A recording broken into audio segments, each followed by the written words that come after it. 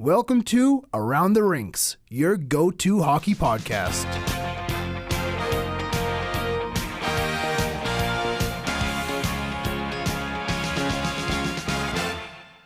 We are back, another episode Around the Rinks. I am Noah, joined by Brendan, Kylee, and Reece. Also, special guest, Josh Fenwick. Hello. We're probably going to have to move the mic for him when he needs to talk, but I need to start off with an apology. Connor Brown, I am sorry. Last week's episode, I said you will never score again. You may never score again. Well, you proved me wrong. Just a couple hours later, you would score against your former team in the Capitals. So I'd like to apologize. Love you. I will get a Connor Brown jersey. Whoa. We'll see. On the record. Yeah, on the record. We'll see. Escalated quickly. Yeah. Connor Brown jersey. I'll get the... well, I don't know what Oilers jersey I'll get, but... You could maybe make a call and have them sign it. Yeah, right? Mm-hmm. We'll see about that. But yeah, I'll pass it around to you guys. Just a couple days late because, we're deciding to be big dogs over on the TV side, but, happy to be here. Thanks for having me. All those things. Yeah, we just did our first show of second edition, so we've been pretty busy. So we pushed it to Friday for the pod, but yeah, we got lots to talk about, especially with the Oilers. Yeah, they don't want to lose, right? Like, they're kind of a wagon, and the catch up to Vancouver seems like it's impossible. I don't want to say impossible because the Canucks have to go. I think Reece was saying like 5-5 and 1 or something like that. Yeah, pretty mediocre. So it's not likely it's going to happen. So we're likely to see another repeat of a playoff series of the LA Kings. I'm not sure if you guys want to start chit-chatting about that. It's what I haven't wanted for the whole season. Yep. I like the fact that we've had two successful series in the past 2 years against them, but maybe also concerning that maybe they're due. It's a good hockey team. Anything can happen with those guys. They know how we play in the playoffs, right? Yep. So. I mean, I'd rather go against LA than Vegas. So. A three-peat's tough too. Like in every sport. I mean, you're playing. It's a team. You're not like going for the cup right now, but it's like to win against one team 3 times in a row. It's like it's really tough. You see it in baseball all the time too, right? It's like it's really hard to sweep that series because it's like they know what's going on. They know who the hitters are. They know whatever. So they're gunning for Connor Brown. Big two goal scorer this year. They're like, we got to take the big dog out of this. goal per week since I said that. So well, he's gonna keep it going too. Yeah, I know, right? So I'd be terrified of that. Like, and I think this is the best LA Kings team since the last 2 years, despite how poor their season has been. I think their depth is like insane. Like, we got Pierre-Luc Dubois now. It's gonna be pretty scary to go against them. I feel like a 7-game series. The goaltenders. We'll see. Cam Talbot can carry the net. Yeah, that's the big question mark, right? And even the way Byfield's been playing, like that guy's. Yeah, that sucks. That guy's really scary. Yeah, he's scary. I saw that goal he had the other night. It was insane. I think honestly, I think it's just like the mathematics of everything. Like, big stat well, guy. big you can't really expect to win again against the same team. Like, obviously, the thing that sounds good is their goalies suck. Like, Cam Talbot, he's had a good season so far. He's not that good of a goalie. Same with Riddick. Same with Copley. Like, all of the stats back it up. Maybe not for Talbot. Talbot's had a good year. But, it kind of depends on what kind of Pierre-Luc Dubois you get. Because I think they've lost a lot of depth this year, losing Iafallo and Velarde. Yep. I think those are big pieces. But, I mean, if all of a sudden Dubois starts playing like he cares, then, that might be a different story. Yeah, he's a game breaker when he wants to be. If Dubois is playing the way, if he can play that level, you have probably the best center core in the NHL, I want to say. You have behind Edmonton. Behind Edmonton now, yeah, of course. You have probably the 2 best two-way centers with Deneau and Kopitar.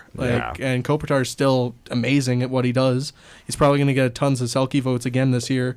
But it's going to be a tough series. Again, I say it every year. They're going to shut down McDavid and Draisaitl and whatnot. This being said, too, though, is this not the deepest Oilers team of the last 3 And years? there's the other side, yeah. Right? Like, you got Stu on a full year with some playoff experience, Yep. not getting thrusted in as a rookie. Yeah. Who was supposed to be backing up Jack Campbell on a run, which, that didn't happen, right? Womp womp. Yeah. Yeah. Did you guys see that goal that happened where it went The little chipper? in Oh, yeah, I behind him felt and so tipped his bad. stick and Oh, went Campbell's one, yeah, the Yeah. penalty That- shot. You That just hurts. gotta feel bad for him. Yeah, that He was doing well for a bit, no, and then Yeah, that he's still doing pretty well. Yeah. in Dude, just a Bakersfield. tough It's just, clip. Yeah. it's kind of a showcase of how his season has gone. When it rains, it pours kind right? of thing. Yeah, Yeah. Ugh. it's tough to see. I maybe that could be a possibility though. Like once it hits playoffs time, like no salary cap, you can bring him up, right? True. I'd And- rather Pickard and net. Picard has played really well. Yeah. Like, even every single game he's played, too. Like, it's not even like they're playing, like, sometimes they're playing Chicago and whatever. But, I mean, like, these But he teams throws are up getting, zeros. Yeah, these teams are getting He's 40 so shots. solid. Like, Which a big reason they didn't go for a goalie during the deadline, right? It's like Yep. how good Stewart and Picard has been playing. So like, the more and more they've played, the more and more, like, I have faith in them. Like, especially, Stuart Skinner might be, like, the worst goalie in the league when it comes to the first 5 minutes of a hockey game. But Yeah, it's at like- the next 55, he's, like, probably the best goalie in the league. Yeah, Yeah, and you it's also just- can't blame him. Like, it's also the team, right? Yeah, no, But at the end of the exactly. day, like, the first period is the worst for us. And Yeah. our third is on fire. Like, he locks it down. It's almost like he needs, like, 1 or 2 goals to be scored on him for him to be like, no more. Yeah, it's just like you're getting punched in the face, and you're in a fight now, buddy. Like, Let's go. it's time to actually kick some pucks out. Yeah. Yeah. Wake up, you know?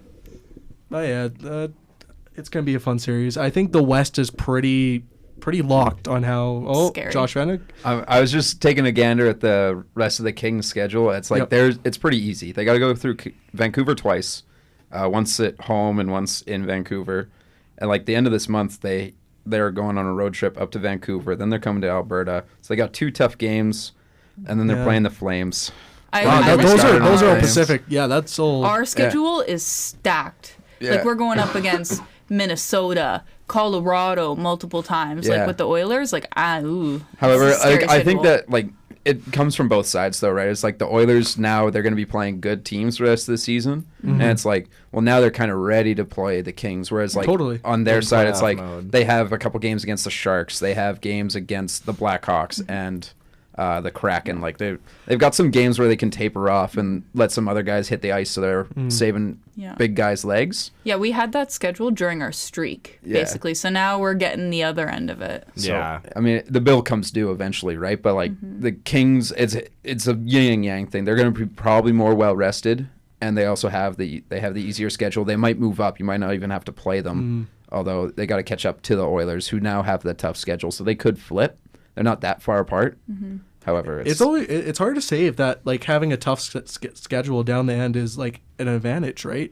Like you're starting to play high intensity hockey, and maybe Stu will clean up that first 5 minutes. Kind of what you and need for bring the it down to playoffs, 2.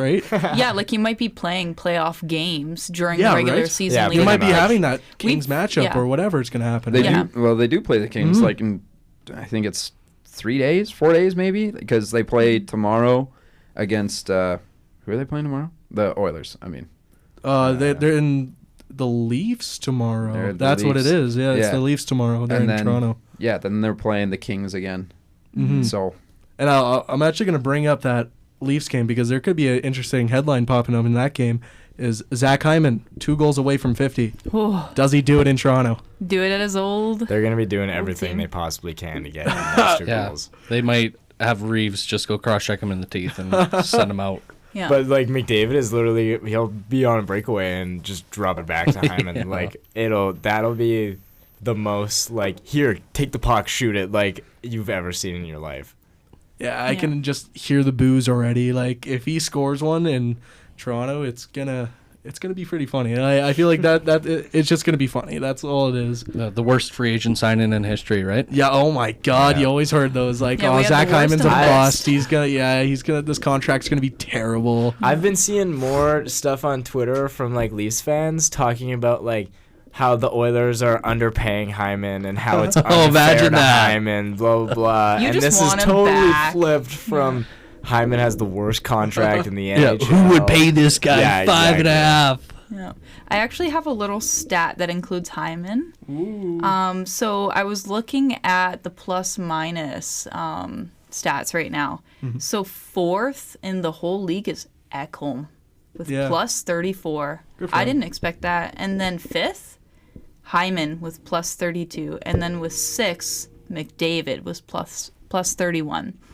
The Oilers are just dominating the top six on that. You got to think they were probably negative players coming the first couple months of the season, right? Yep. So just to turn it around and now in the top 5. I think the goal differential, like they're only like plus 35 in the goal differential. Yeah, like it's not like it's a whole lot.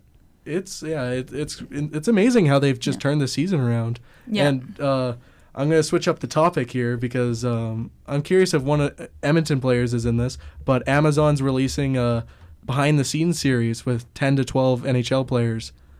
Imagine I saw if people one of those debating was Connor. who they want to see Yeah, in right? that. So that's coming out this fall, so it's already recorded pretty much. So during this whole season. So I'm curious what players you guys think or you guys want.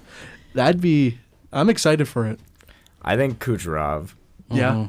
He's just got way too much personality to like not be on there. Like big Russian, having the season that he has to like, and the whole like Tampa like beginning of the year they weren't looking to make playoffs. Like it'd be a cool summary of their year, and he's popping off so much. Like Yeah, I'm curious what they're going for. Like, are they going after guys with personalities or like a good storyline? Like, I like a guy like Brett Burns. I feel like would be the most hilarious show to ever watch. Yeah, for me, I want to see Ovi. I want to see him on his chase to find Gretzky. Yeah. And like the ups and downs of this season too. Exactly. He's went cold, and he's found his 20-goal pace, and what is that? 19 seasons in a row again. For the third longest of all time, and it's just stupid. But I think it'd be so cool to see what he's thinking on a day-to-day. Yeah, chasing a record with that, of that magnitude.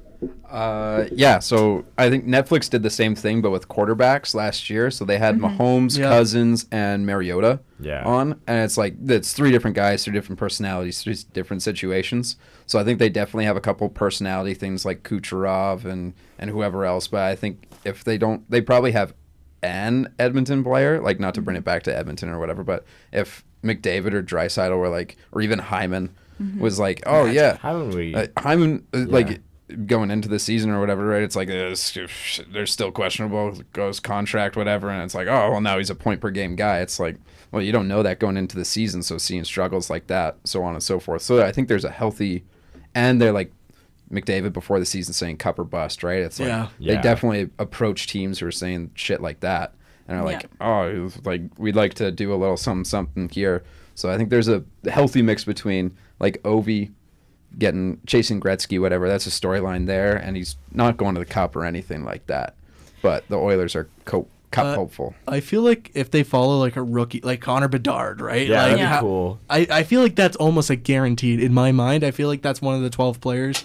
I feel like just all the Bedard buzz, you have to follow him around for his rookie season, and I feel like that'd be a fun thing to watch. I would love to see Hyman. Like, he has like an interesting life outside of the NHL. Like, he writes kids' storybooks with his wife. I'm pretty sure he does. Like, he has a life. And also, this might be controversial, but if we're talking like personality and a cool storyline and like just a different player, I would like to see Marchand.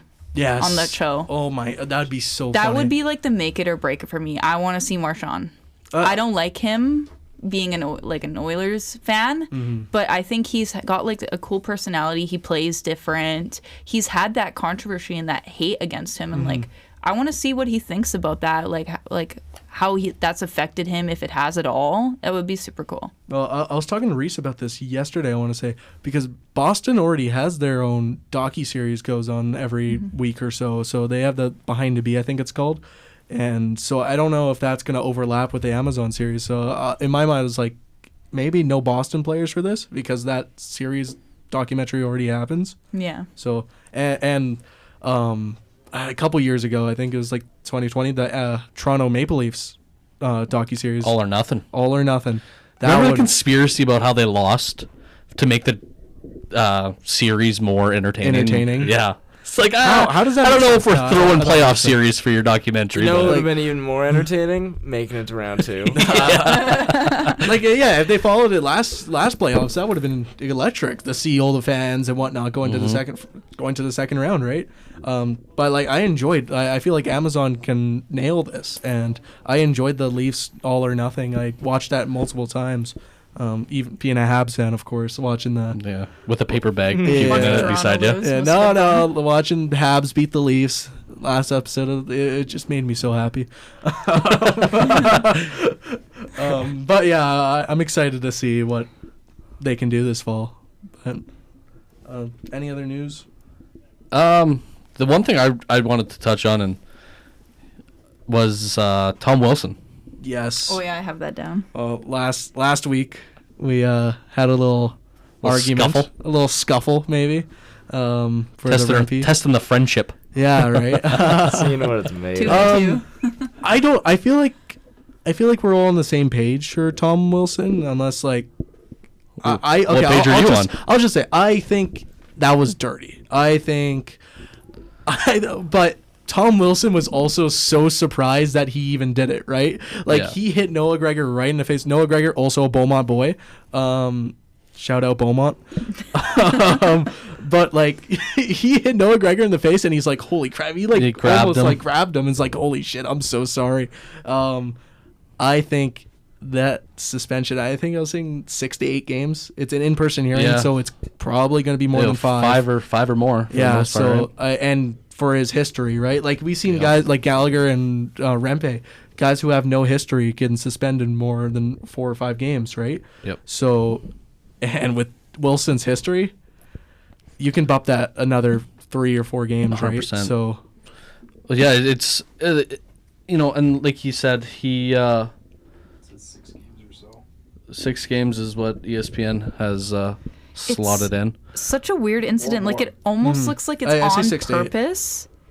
And then he like is sorry immediately after. Like, I'm watching this right It's now, and weird. it's such a weird. Like, I don't understand. because it is This at all. so it is so much force he went with the swing. It was a Yeah. full. Yeah, like I don't think he meant to do it, but Like, maybe he meant to hit What the was- glass. you can't be that I don't- careless. Like I said, yeah, I don't know what he was trying to do. No. The puck wasn't near him. Like he And he had came from- just dummied him. Yeah. Like, he just ran the guy, and then all of a sudden he just tomahawks his stick from his So, ankles. It's yeah. not like I- you're getting a stride or something. Like, there's no reason that should. Yeah, ever I happen. don't think it was like intentional per se. Like, I know, of course, like you don't want to smack somebody right in the face with a stick, Yeah. but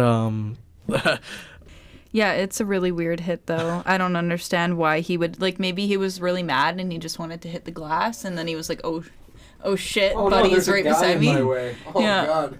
but Oh, yeah, shit, just dummied him, and he got up and he's beside me, like. I remember what I was gonna say now. But you can't be careless, right? Like, Yeah. that's the main thing, right? It's not it's intentional or not. You smacked him right in the face with that much force. You're gone for a bit. I mean, This being careless. said, Truba, to Yeah, I recall, was just gonna say. he didn't get nothing. Yeah, but now Five that grand slap on the wrist. now we know it's an in-person hearing. We Yeah. know it's going to be. Yeah, it's just like, In-person where's the views. line? Like, what do we?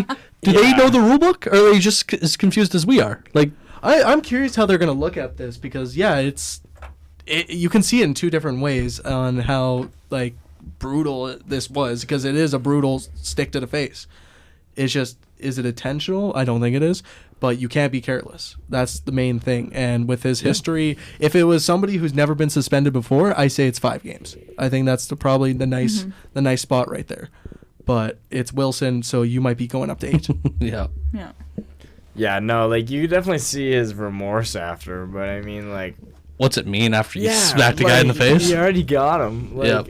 I Can't don't punch know. someone in the face and then say sorry, Yeah. right? So it's like, oh, God. He didn't get kicked out of the game. Like, I think he got a 4-minute double minor. But I mean, like, I don't know. That's definitely. I haven't seen something like that in a long time. Like, I think that's definitely worse than the Riley. Like, it's tough though, right? Because there's no intention, or I don't know. I would say it's like, way worse than the Riley. I don't. It's so weird. Like, I just don't know what was going through his head. Like, probably nothing. It's such a weird. And I'm just seeing this right now. Gregor did say Wilson did apologize in the moment right there, so that was a holy crap, I'm sorry. Yeah, you can see him like saying something in his ear. Yeah. I'm sorry, probably. But I mean, it's like Noah was saying though, like you always got to be like conscious of your stick. Like you can't just be like, oh, whoopsie, like Yeah. you're gonna get something for it anyways. Well, I mean, Careless got the other guy's throat slit by his skate, so like you can't be careless when you're on the ice. Yeah, that was a scary situation. I'm glad Gregor's fine. Yeah. Beaumont got the best dentist around, so. Some broken nose. Oh hopefully. yeah, Just a broken that's nose. what they're known for, eh? Yeah, totally. That and the Wendy's. That and the Wendy's. We don't forget the Wendy's or the 5-0. Shout out. So are we all on the same page for that? No scuffle or anything? No scuffle over this I one. do, yeah. Like I Let's think just that not bring up Rimpe like again. the in-person hearing, I don't think means it is over 5 games. I think it has the ability to go over 5 games. Yes. Like I think it can be 4, It 3, could or be. 2. I don't know. I don't think it's gonna be as many as people expect. Like I think 5 is a lot. Do you think it's same level as this Rempe one that we were scuffling about? Where would you rank it compared I to don't that? know. Like it's just such a weird play you never see, right? And it's like, it was a weird play. Like him not acting, like him not having the sense of mind that there's a player right there and you can't do that unless he was literally meaning to. He has to have a really good explanation. Yeah. he's That's gonna- obviously why he has the in-person hearing to like actually hear him out. But I mean, like, I don't know. It's weird. I think it'll be like maybe 5 at the most. I was But I could thinking, see it going I more. think like 5 minimum, because it's like carelessness, whatever. Like you kind of have to make an example out of like you can't just be throwing your stick around carelessly. So I think to say like 2 games for how hard he hits that guy is like, Yeah. Like, it Yeah, would have been but- more if it was somebody like Marchand doing this, because you can also be like, was it an accident if it's somebody like Marchand doing it? But, like, Wilson, I mean, I don't know his history, but he seems pretty apologetic. yeah, It's not. It is not. No? It might be worse than I Marchand's. feel like he's been a pretty Really? good guy, like pretty good the Oh, last God. couple of years, though. I can't think of anything off the top of my head, like in the last couple of years that he's gotten. I think he's been hurt a decent amount, but he was an yes, he all-star has this year. been. Like I don't know if it's more. Oh, yeah, I don't got know. him on my team. I just like, I think the apology works in his favor though, especially the guy saying he did apologize right Yeah. after. I think that's what probably brings it down to probably just being 5 games. But if he didn't apologize or whatever, I think it works really against him, especially with history and all that other stuff. It's Yeah. like somebody has to be made an example out of. Like somebody has to be the martyr, right? So it's like, We have to set that standard. yeah, it's like, well, you can't just be doing this shit. And if you're a repeat offender, then like you have to know what the like you do the crime, you do the time, you know? Yeah. So I don't know. carelessness or like intentional or not, I think it's like it's going to be around that 5 game. I don't think it's going to be much lower than that. 4 No, game, I think 5 you're game, right. 4 game to 5, and then up. If that in-person hearing goes bad. Yeah, I think, and I mean, there's really no point in us even debating like the number of games it's gonna be because like there's just zero consistency out of this whole. It is. It's Player. and that's one thing they did talk about in the GM meeting over the week, right? Is just more consistency on player safety. and, We should have addressed Oh, that. my, Yeah, 8 years ago. yeah, right. And Yeah, I'm actually gonna start talking about this GM meeting because one thing came up and I found it so funny. So there's gonna be no changes to overtime, which is okay, sure, but there's going to be a lot more tweaks and changes for even more video review and coaches challenges. Perfect. Is exactly what the league needs. So now puck out of the play is now a reviewable call. So if it hits a play or hits another player's stick or hits the edge of the glass or something, right? So coach can challenge that. Which You know seems what? fair. I've and that one seen should a be lot of quick, it. Yeah, right? I think that's pretty Like much. that's cut and dry. Yes, there's a lot of them that I think all of these are like yes they should be. I don't know, but I think that is the Edmonton Oilers rule though, pretty much because that puck went up out of play last year in that In the when, LA I think series. Trevor Moore scored Yep. the OT winner. exact same happened there. We saw that happen at the Oil Kings, yeah, too. me and Kylie just saw that last Sunday. And that's how it was the winning goal, was the goal that they Yeah, called a that's good pretty goal when wonky. it their Kinda own geeky. teammate was like, it went out of play. Like, Their own team Yeah. was like raising their hand that it went out of play, but no whistle was blown, and then No whistle, and then they scored. Yikes. Yeah. Connor Geeky scored one. Other one is reviewable call on high sticking penalties. So an example was like if it's your own teammate that hits you in the face instead of the other person they call, that could be changed now. Then high stick pucks out of the air, that should like blow the whistle down. That's also now reviewable. That must only be if there's a goal out of it, though, right? No, or I guess it would. Yeah, of course. say, Like they're just gonna, like- you wouldn't Yeah. review it if it's not a goal. They just blow play dead. Yeah. to Yeah. make sure. Then one other there's a whole bunch of small changes, and some of them are in play right now. One thing, like if a goaltender gets kicked out of the game to concussion protocol, the backup goalie is now allowed to have a warm up. Sick. Which is That's like nice. That's awesome. yeah, which is a great rule. Like so, it's like small things like that comes around. It's a good thing. The old timers are throwing fists right now. Yeah. Oh, That's actually Imagine. awesome. it Well, is. like, And why imagine- would we want to imagine bring going- some dude in cold Yeah. so he can yank his groin and then we have to get the accountant in from Yeah. 50th row? Imagine it happens third period. You've been sitting on that stool, chair, whatever they have there for over an hour. Extremely, cold. yeah. If it's in the third period and you've been sitting the entire game, you haven't been out since warm ups. Yeah. You're stiff, right? Like It would Like, suck that's a though. matter All of a of sudden you health, go honestly. out there and McDavid's warming Yeah. you up, and it's just bing, bing, bing, bing, bing. Yeah. without Can the we warm, reconsider? without the warm up, you look like me out there. So it's it's not a good look. Arizona Coyotes new arena concepts dropped on their app the other day. Located in northeastern Phoenix. How about that? Did you see this arena concept? It is a beautiful arena. Have they bought right land now. yet? Better than Rogers? No, I pr- think it's the still- auction is up this summer. I'm pretty sure, and that's the last stand right there. It's either buy or you're gone, pretty much.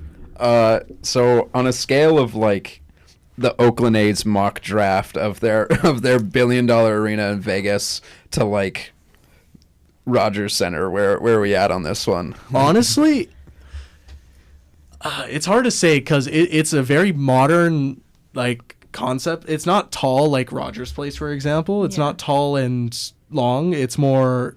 It's wide. It's girthy. It's a long boy. Kylee And knows something It's about a very. a little chodish.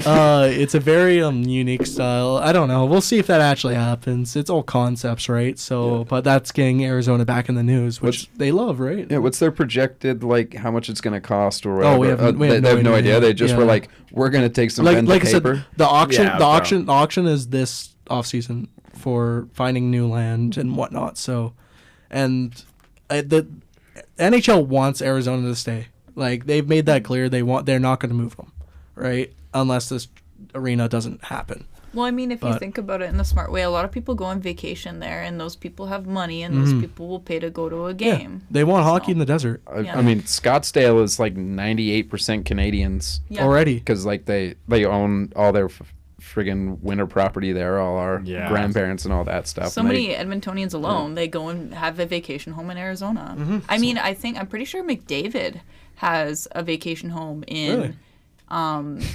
But McDavid like isn't exactly Arizona. taking time off I to think go he see a stays Yotes with game. You Matthews know, in Arizona. Yeah, like he has a home somewhere in Arizona, but he won't release where it is. Which fair, like he won't I'd say be like there. where it is. But I think we're more due for an expansion than a relocation. I think that's what the NHL wants to do. I Yeah. don't think Arizona will move. Why? Not maybe money. not you, It's but just- like Because Like, because money. it's going to cost $1 billion for a new team to come in. They're you're going to so make so right, much but money. It sucks. I like it's so watered down already. I don't understand know. why. Like, you have Chicago, you have San Jose, and you have Edmonton, you have Colorado. Like, it's not even the same league. I think Now it's let's some- put in another two teams. Yeah. Yeah, Like, but- there's not enough talent. I was talking to my buddies yesterday. I think I'm projecting like I'm pretty sure there's going to be 34 teams in the next decade, and 36 by the next. It's I think it's going to be Salt Lake City and Atlanta. Oh, yeah, I think the- those are the two teams that are coming in next. I could see Atlanta happening Yeah, for sure. and- I think Salt Lake is by far the most likely. Like, Yeah, both of them. I think it's the Jazz owner. Yep, is really Ryan pushing. Smith. He wants a We've talked about it a little yeah, bit. yeah. but- He wants a hockey team there. He wants baseball there. Like, I think he made a pitch to the A's that like if they couldn't get Vegas, Mm-hmm. he's like, oh, there's lots of room in Salt Lake. And it was just last week, Anson Carter who's on the TNT panel. He's got a whole group of millionaires and whatnot, and they're making a pitch for Atlanta. So those two teams might come at the same time next 5 years even, right? Which is another head scratcher. They've already had 2 cracks at it. Yep. They can't land nothing there. Third time's a charm. TNT studios are in Atlanta. That's true. And TNT is blowing up. Like, it has become probably the most successful, just Which is maybe all it needed. Yeah, right. That's the only thing Atlanta might need, right? Mm-hmm. And so they're making a big pitch for Atlanta coming back for the third time. Ridiculous. Yeah. Anything else? I did want to mention how everybody's sleeping on Nashville right now. Yeah. Oh, yeah. They They're are hot. going 16-game crazy. point streak. Yeah, 14-0-2 in the last 16 games since the Vegas trip got canceled. Yep. That's all you got to do. You got to just cancel their trip. Still hasn't lost in regulation. That is just insane. They're sitting comfortably in the first wild card spot now. Mm-hmm. Probably set in stone for the playoffs. I think they might be the most underrated team coming into playoffs now. Yeah, 100%. You're chewing food, but but yeah, their core is just insane. And you have Roman Josi, who's now made a name for himself in the Norris voting, right? Like, he's had a pretty quiet start of the season. Now he's up to a point per game. I think it's 71 in 70 games. He's really carried this team on his back. Super quiet, yeah. And both goaltenders have been amazing. Ryan O'Reilly's been amazing. Philip Forsberg is an all-star. It's a scary core. Mm-hmm. Yeah. I think when you watch games for Nashville, it's there's a lot of dudes on the team, honestly, that I find I'm who is this guy? I've never heard of this guy. But everybody hums. They are a solid team, and I think when you got a leadership core of O'Reilly and Josi, and they're a good team, and I think they're every year they've made the playoffs the last few years. It's just been oh yeah, first round, easy out, but having Saros back there and having Josi kind of a little bit more low key, there's obviously a bit of a difference in his game since he was putting up 100 points the other year or 95 points or whatever to this year. He's down a couple more points, but I think that's probably from more defensive play. Yeah. But I think they're going to be a tougher out than they have the last couple of years. I'm just looking right now. Ryan O'Reilly's on pace to beat his career in goals, career high in goals. Dang. He is having a hell of a season. Yeah. After having going to Toronto, he played pretty well there, but no one such thought a different role too. Right in Toronto. They third line in Toronto. Now he's first line playing with Forsberg, and those two have been perfect together. He's a Conn Smythe winner. He can definitely carry them through the playoffs again, and he's a good two-way guy. He's a big boy, and he's just a dirty player too, right? He's gonna get in front of your face all the time, and now he's potting goals, right? So yeah, and just making that young core a little bit more accustomed to winning and what it feels like to be in the race, right? And yeah, another decade of success in Smashville. There you go. Just consistency. Yeah, Barry Trotz. He might not have the most winning resume, but he's always around it, and it doesn't seem like he's going anywhere anytime soon either, right? So Nashville will. We always say it. I feel like Nashville will never die. Yeah.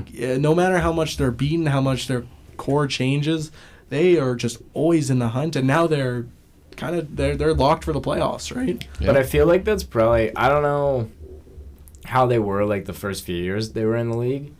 But I wonder, how they would be... they've obviously got some unreal fans, but they've kind of been blessed with some, unreal hockey, right? Yeah. I wonder, what that market would be like if they weren't very successful. If this season didn't go the way that it has, and it was kind of a yard sale. I don't know. I feel like hockey in Nashville just works. I feel like it's one of those cities like Vegas, how it's worked. Mm-hmm. It's just people always go there. It's a tourist attraction, and it's attraction for players too, right? It's a state-free state or tax-free state, and it's if you like country music, that's right up your alley, right? Yep. I'm not sure if you guys have anything else to add to that. Bachelor parties. Yeah. Whoop whoop. Whoop whoop whoop. All right, let's move the torts. Torts. Once again, back to the torts conversation. Scratching their captain Sean Couturier for 2 games now. Yeah, I have back-to-back that games. down. That's actually wild. They're going crazy right now. And yet they are still in the 3rd spot there in the Metropolitan. I don't know how they're still there, and no other team is taking, maybe the Caps now, but like no other team is taking advantage of that. But it's, I don't get it. But scratching it's just Torts, right? Just Torts, and just name this guy captain. Yep. He's battled the most gruesome injuries for the last how many seasons, just trying to get his feet under him and go take a seat in the press box. Like, you almost want to send a strongly worded email or something, right? Like, get my grandma to stick it to him, but like, it's right up the alley. But it is so on par. And yet this is not the first time Torts has done this. Vinny LeCavier in Tampa, it's same exact situation happened where Torts and him had a feud.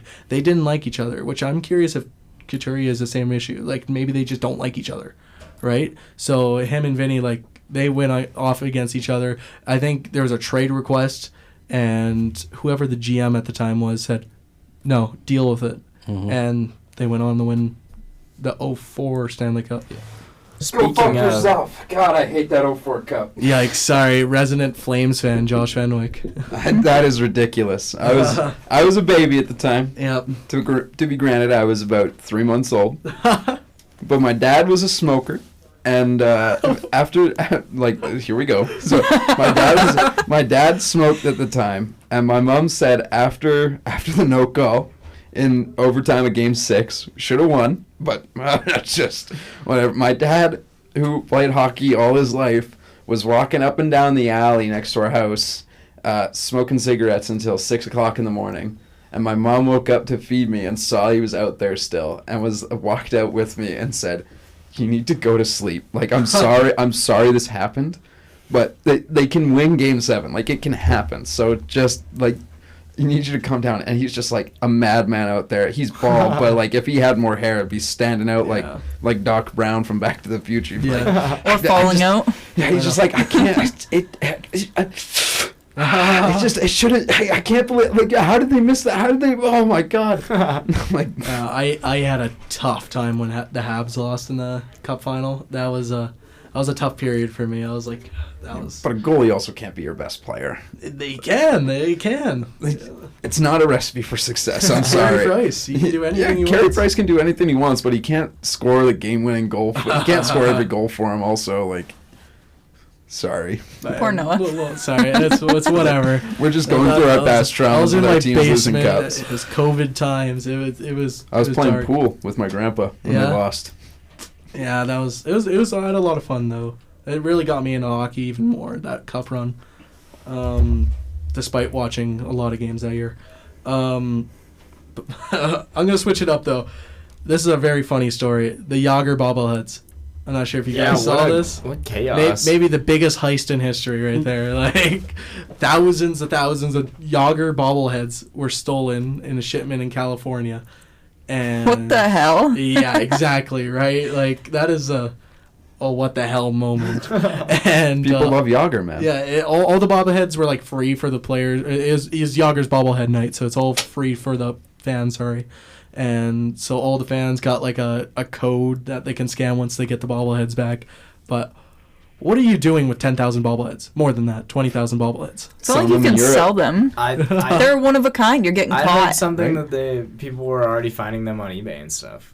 Yeah, I think so too. Yeah, I think I saw that. Like, this guy was obviously just trying to flip them real quick. Yeah. That But I mean, IP like, address is getting yeah. tracked. You're probably going to get tracked after you sell 10,000 of these things. It's like $5 Yager bobbleheads. And the guy who stole it probably didn't know it was the bobbleheads either. He's probably not even a hockey fan, right? And he's like, open it up, and it's all bobbleheads. It's like, what the hell is this? He's looking at it, scratching his head like, this is not what I was. This is not as advertised. However, there's got to be a market for this. Has Yeah, Yager right. said anything about it? Yeah, so the Pens did the best thing ever, and they did a short video of, they had one of the bobbleheads. It was the only one they had. They put it in a car seat with Yager, and Yager's like put on his sunglasses, drove away, and he's like, I'm going to get them or whatever. That's It so was funny. awesome. So they took all advantage of this situation and just like made it into a more promotional thing now, right? So Yeah. How can you not love the Pens, eh? I know. It's just like, It's such a except fun for organization. Dubas. Except for Dubas? Except for Dubas. Nah, Dubas guy. He's a Dumb Dubas. Nah, yeah, I will never get over how you didn't get a guaranteed first for Jake Gensel. That is, and you're just pissing off Sid more and more. yeah, that too. There's not Sidney exactly Crosby. a whole lot of recipe in success when you go, I'm going to piss off the best player on our team. Yeah, Yeah. I actually haven't seen much of Crosby. Like, I haven't heard anything from him since the deadline, really. All he said was, like, management's decision or whatever, right? So, Oh, he's pissed. yeah. He's so pissed. Imagine if the Amazon guys were following him, right? He'd be a good dude. That would be great. And plus, I want to see more of Sidney Crosby. He's kind of like McDavid in a way. He's not out there all the time. He's quiet, You see him in reserved. commercials. He's and much humble. Yeah, he's an amazing person, right? Mm-hmm. But he's not. You don't know anything about him, right? So Mm-hmm. I feel like that'd be a fun guy to follow around.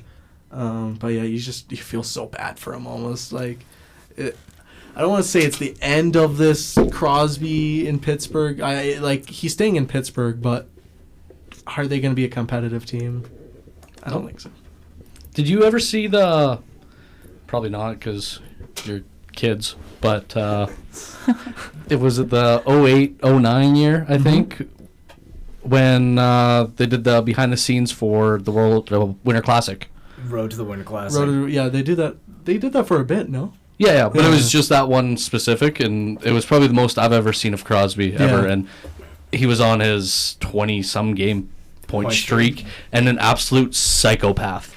Like, Yeah. my peanut butter needs to be spread the exact same way at the exact same time every day by, like, just routine superstition to, like, ungodly limits. It was watch. crazy. I find it so fascinating how hockey players are some of the most superstitious people Yeah. on this planet. Like Connor McDavid's socks, that's absolutely wild. They were ripped to shreds. I'm pretty sure Crosby wore the same ginch for like. Yep, he did. Like since he was in Pee Wee or something. He sure did.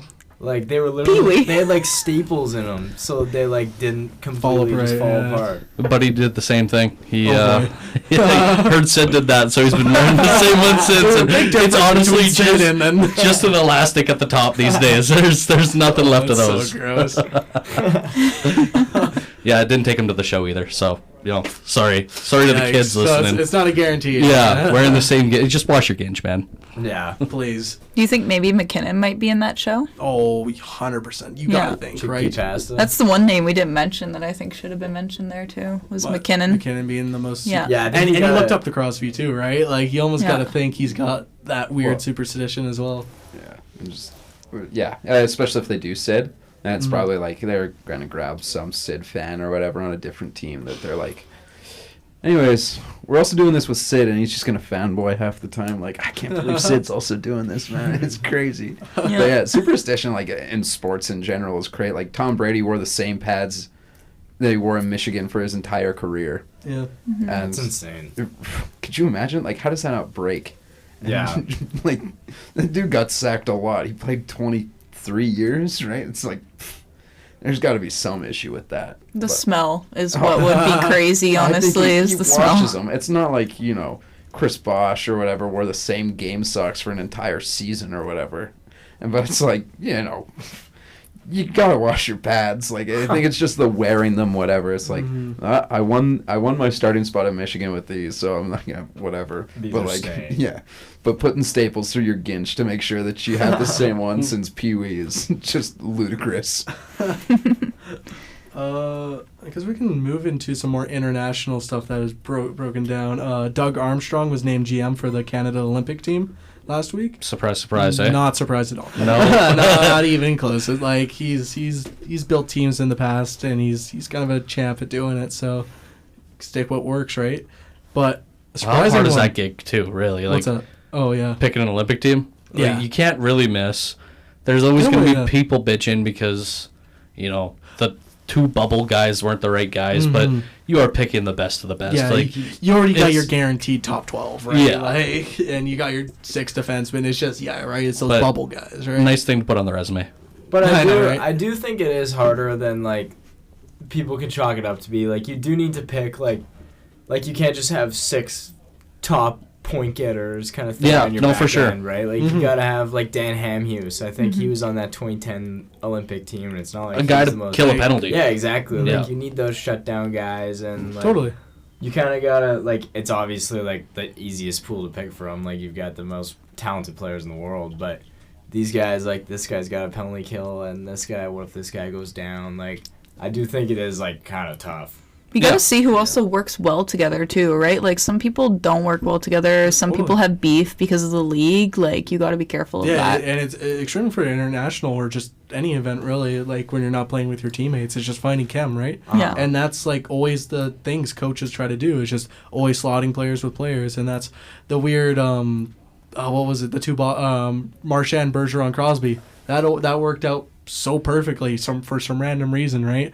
Like I know Marchand and Bergeron played together, but it's just those three just worked perfectly, and so I'm curious where McDavid would slot in, right? Like who is he going to find chemistry with? The bigger question is who's going to play with McDavid and Hyman. Oh, In my opinion, I think it's pretty much a lock at this point. that Hyman's on going. that Yeah, Canada team. I think he has to. Right? You don't think And- Drat is? Well, he's not in Canada. Germany. Kind of tough. Oh yeah, he's gonna be in Germany. Might be elitist. Bye bye. That'd be kind of funny seeing Drat play against the Canadian team. Ooh, that'll be good. I do honestly think, like, I said it a long time ago, or maybe not a long time ago, but, like, once Hyman had, like, his first season in Edmonton and him and McDavid were, like, finding chemistry, I was like, I think this is going to be, like, the Chris Kunitz of when, like, of 2014. Wow. Like, it is basically, like, Hyman isn't that incredible if he's not playing with McDavid, but, I mean, McDavid also doesn't find guys to get 50 goals, like Patrick Maroon, and like Hyman is a very talented player that can play with a guy like McDavid. So I think like those two are basically a lock together. So who do you think could mesh with them? That's a good question. Like a big power forward? You would think that, right? There isn't even a whole lot of big power forwards for Canada, though. Honestly, No. like There's just so much skill, right? Yeah. That like you almost can't pass up on some of the guys. I would love to see Nate there, just selfishly, Yeah. and watch those two wheel around. And that's what I was going to But bring there's up. only one puck, which is kind of shitty, right? You want both those guys driving their own lines. imagine the power play goes out there. McDavid, Crosby, Bedard. You don't have enough spots. You have to pull the goalie. And McCall. Like, yeah, they go 6-on-4 every power play. There's not enough, guys on the ice for the talent they have is insane. Yeah, The only I thing can't I'm wait. worried about is America's team. Yeah. That's They daunting. got, they've caught up pretty fast. Their Like, goalies. Oh. Their Their goalies can carry the That's whole Canada's Olympics, biggest right? issue. It's going to basically be Aiden Hill, Tristan Jarry. Samuel Montembeault. We'll keep him on the back burner. But yeah, like there's not a lot of options. No. Like I'm saying Montembeault, but like he's actually could be a serious We're gonna miss Price. condition, right? Yeah, you're Yeah, gonna miss seriously. Price. And Brodeur. Luongo Yeah. and And Luongo. all those And guys. Fleury. If only Price Yeah. could have been the poor- one, I know. But Still hurts me. But on the other side, the Worlds, Rick Nash got named GM for the Worlds. That one team. actually, surprise, for real. Like, I didn't see that actually, coming surprise. at all. So, look at him going to management. I totally see it. I love Rick Nash. Like, I absolutely adored him growing up. Me too. Like Has one of the grossest goals in Yeah, I was NHL about to say history. his goal against Phoenix was probably my favorite goal of all time. Like that, it's just probably of all time too, right? It's so like he's moving into a management role now. Like I know he's been doing a lot for Columbus. I think he works with somewhere in the organization. Yeah, for already. sure. So, like, look at him go. I love him. Yeah, it's a big step. Mhm. Good for him. You a big Rick Nash guy? You know what? I hate to say it after you two stroked him off. Yeah. I've never been a Rick Nash guy. Yeah, No? not at all. Never, ever. And, appreciate what he did for Canada. A hell of a hockey player. I'll never say he wasn't, but Yeah. just was never a big Rick Nash guy. Thank you for what you did for this nation. Yeah. Yeah. Gold medals, baby. Purple Heart. Purple Heart. Purple Heart. Oh God, not the Purple Hearts again. Yeah, Rick Nash is also my nightmares as well. I remember Montreal losing to the Rangers. Ooh, I'm not gonna say what year because I forget, but like that was another series. 2014. Yeah. It was that one. Kreider hurt Price originally. Yes, there was that one. Then there was another first round exit. I think a year or two after. But yeah, that classic first round exit. Yeah, but I love Rick Nash so much. And when he like got traded to Boston, I was like, damn it. But that just didn't work out. Injuries kind of hit him hard there. Mm-hmm. But Yeah. TJ Oshie, switching right up. 1,000 games. 1,000 games. How about that? It's been a lot of them. Yeah, right. Like I was like looking into him. I didn't know he played 7 years with the Blues. I feel like that seems like a lot more than I thought. Like I feel like he spent. I was gonna say I thought he spent more time there. Really? Yeah. Huh. It's weird. I remember how both weird look it seemed when he got traded. Yeah. to the Washington. Caps, right? Yeah. And I felt bad when St. Louis won. No, they won it after. They won it after Washington did. I was gonna say I felt bad for Oshie when St. Louis won the now Cup. you're just and then making up Washington feelings. did. Well, yeah, I was No like, credibility traded- whatsoever. Maybe I'm a liar. He was traded in 2015, so 9 years ago. So like, That's crazy. Like, That is actually. crazy. he has played a actually, yeah. lot of hockey. TJ Oshie. TJ Shoshi, Yeah. for sure. Olympic My all-time hero. moment for him is during the Cup parade when Ovechkin's swimming through the fountain? penny ponds Yeah. and whatnot, and Oshie throws jerseys himself from the front, slams the beer through the jersey, Oh my god. throws the beer, comes out, like that is. Oh, I want to be you. And That he's was so he's like cool. an ultimate good guy too, right? Like Yeah, I think there was that story when he was in Sochi about him like bringing home some of those stray dogs that were like running around there. Because I guess like those athletes out there were like, yeah, there's a ton of stray dogs just like running around. They're super nice, blah blah. And then him and Pietrangelo, I think, brought back like a bunch. No way. I never heard anything about that. No, I haven't either. That's kind of Nothing like that will ever make me like Pietrangelo. Yeah. Yeah, No. screw that guy. Yeah. Really, I love him. No. I'm a big We also got guy. Brent Burns with 1,400 games played. 1,400. I know. I saw that number and I was like, Insane. what? He's been in the league since Absolute 2003. warrior. Like that is Isn't he 39? I want to say. Like he's nearing 40, Seems or legit. he's already hit it. Like I don't. He's even got a know. zoo. He's got Right? that like Ovi look, like just toothless. I And know. just- Yeah. Chewbacca beard. Yeah. wasn't just he in big an beard, episode bald. of that Netflix show Vikings? Oh, I think probably. him and Joe Thornton were in it or something. I There's do no remember way. hearing something about this. Uh-huh. Because Those guys, they look exactly like. You Yeah, remember I'm their, Vikings. you remember Joe Thornton and Pavelski's like nude calendar? Yes. That was a throwback. I think that it was with ESPN or something. That was so funny. And it just shows like, or no, wait, no, SI? or was it Joe Thornton? I don't know. They've all done it. Yeah, whatever. Rip dude showing off. Yeah, He right? was in Vikings. That's insane. 2013 Vikings, Brent Burns. Shout out to critically acclaimed actor Brent Burns Yeah. and a Yeah. guy who switched from forward to defense. I was just gonna say Yeah, he came into the How league as a sick is forward. that? with Minnesota. I think, Yeah. right? Yeah. Like, No, there's not a whole lot. and the Iron Man streak he's on right now, I think he's like nearing 1,000 games straight. So I think he's going to be the next Iron Man That's insane. after Phil, because now Phil's, or no, I think Phil can still, if he plays next year, I think his continues. But yeah, I'll be honest, I timed out of that. You said Brent Burns played 1,400 games. He hit his 1,400 career games Yeah. mark. Okay, so I just looked up like most professional games ever played, whatever. Doesn't even come to half of it. Hank Aaron played 3,500 games That's insane. of baseball. I mean, to be fair, they have 162 game Yeah. seasons, Yeah. but it's like, holy For shit. hockey, though, is I think pretty Gordie crazy. Howe played until he was like 50 something. Yager's still playing. True. Yeah. yeah, he's 826 games straight, Wow. and that streak started in November 21st, 2013, Yikes. and he hasn't missed a game once. I was 9. I was 11. Like, that's crazy. Like, Hasn't gotten, like, injured, stayed out for game. right? Hasn't like, even, like, that's insane. what a warrior.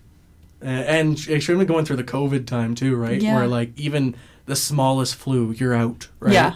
So Just a tank. it's just an absolute tank. I like that. Speaking of the number 1,000. Connor McDavid, Oh, 38 points from 1,000 at the age of 27. He's going to do it. He needs 2.53 points per game the rest of this season to get it. He would also hit 150 points if he were to get to 1,000 on the dot.